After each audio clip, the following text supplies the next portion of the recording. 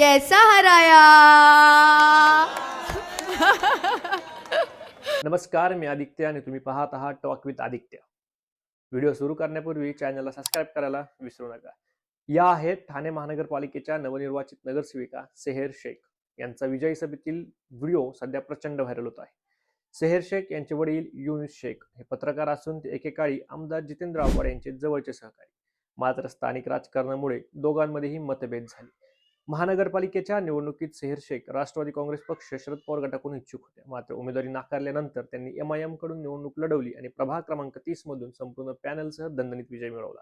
या भाषणावर विरोधक जितेंद्र आव्हाड यांना ट्रोल करतील असे वाटत असतानाच भाजपच्या IT सेलने यावर आक्षेप घेत कारवाईची मागणी केली आहे. येणाऱ्या निवडणुकांमध्ये संपूर्ण मुंब्रा हिरवा करायचा आहे या वक्तव्यामुळे हा वाद अधिक चिघळण्याची शक्यता आहे. आता प्रश्न असा आहे की आगामी विधानसभा निवडणुकीत मुस्लिम मतदार आव्हाड यांच्यापासून दूर जाईल का, की हा मतदारसंघ अजूनही त्यांचाच बालेकिल्ला राहणार? तुमचं मत काय आहे कमेंटमध्ये नक्की कळवा. भेटूया पुढच्या व्हिडिओमध्ये.